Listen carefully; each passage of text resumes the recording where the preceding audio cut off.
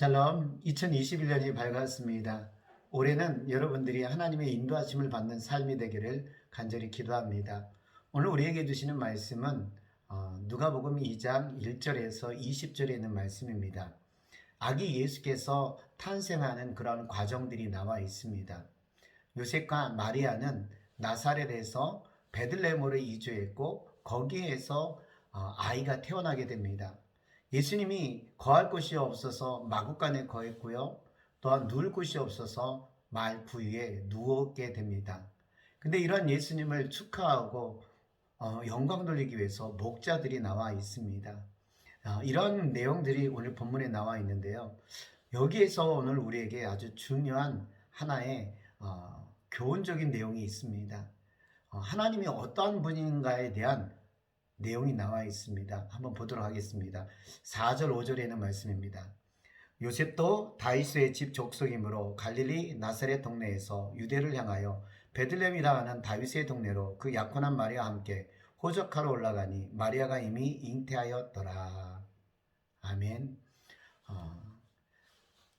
이 본문 내용 속에서, 이 말씀 내용 속에서는요, 하나님이 어떠한 분인 것은 나와 있지 않습니다. 그렇지만 추론해서 볼 수 있는 것은 뭐냐면요, 하나님은 약속을 이루시는 분이라는 것입니다. 성경의 말씀을 이루시는 분이 하나님이십니다. 요셉과 마리아가 살고 있는 곳은 나사렛입니다. 근데 하나님께서는 이들로요 베들레헴으로 이끌어가고 있다는 것입니다. 이유는 뭐냐면 성경 말씀을 이루기 위해서라는 겁니다. 구원자가 메시아가 태어난 장소는 베들레헴입니다. 베들레헴에서 태어나야 되는데 요셉과 마리아는 지금 어디에 있냐면 나사렛에 있습니다. 다윗의 가문인 이들을 통하여서 구원자가 옵니다. 여기까지는 이루어졌습니다. 그들이 잉태함으로 인하여서 성경의 말씀이 이루어졌는데 그 다음 또한 이루어지기 위해서는 어떻게 되냐면 베들레헴으로 가야 했다는 것입니다. 그래서 하나님께서 이들을 움직여야 되는데 요셉과 마리아는요 무지해서 지금 잘 모르고 있습니다.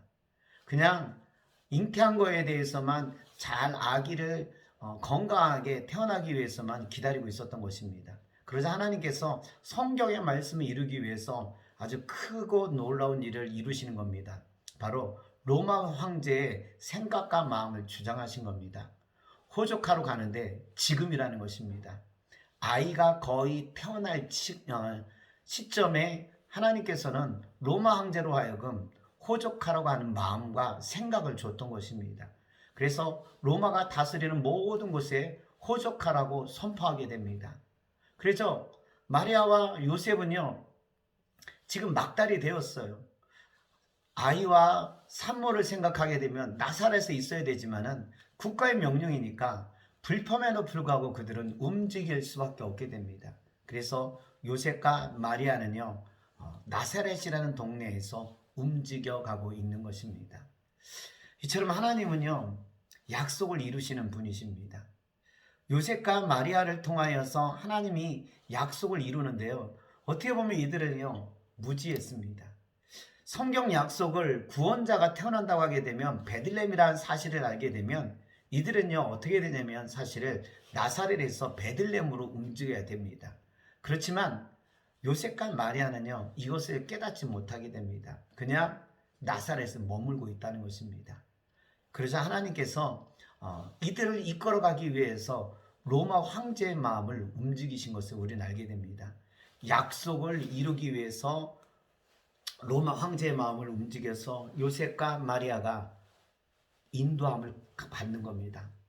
어떻게 보면요 이끌려가고 있는 것입니다. 저는 이 모습 속에서 참 하나님의 대단한 역사가 있다는 것을 알게 됩니다. 요셉과 마리아는요 잘 몰라요. 근데 하나님이 이끌어가는 거예요. 요셉과 마리아가 이렇게 주님의 이끌림을 받을 수 있는 이유는요 딱 한 가지입니다. 주님께 순종했습니다. 마리아가 성령으로 잉태한다고 하는 거 받아들이고 믿었습니다. 요셉, 마리아가 임신한 것은 성령에 의해서 임신했다고 하는 것을 믿었어요. 그래서 데리고 왔고 자기 아내로 맞이하여서 함께 지냈다는 것입니다. 이들의 순종이요 하나님이 이끌어 가시는 겁니다. 이들이 무지해서 모르게 되니까 순종했던 이들을요, 하나님이 이끌고 가시는 것입니다. 저는 이 속에서 이거를 보게 되는 겁니다. 무지한 요셉과 마리아.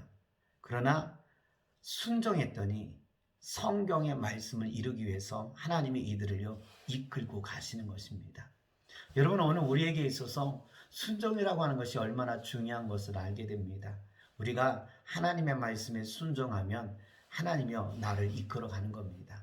무지하고 어리석고 잘 몰라요. 지혜롭지도 못해요. 근데 하나님의 말씀에 순종했더니 하나님이 내 삶을 이끌어 가는 것입니다. 여러분, 오늘 우리 하나님께 순종하는 삶이 되길 원합니다.